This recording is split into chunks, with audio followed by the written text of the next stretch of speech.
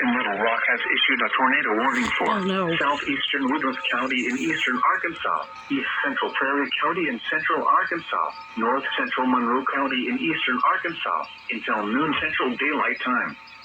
At 11:34 a.m., a severe thunderstorm capable of producing a tornado was located near Brinkley, moving northeast at 60 miles per hour.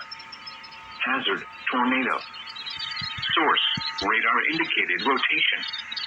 Impact: flying debris will be dangerous to those caught without shelter. Mobile homes will be damaged or destroyed.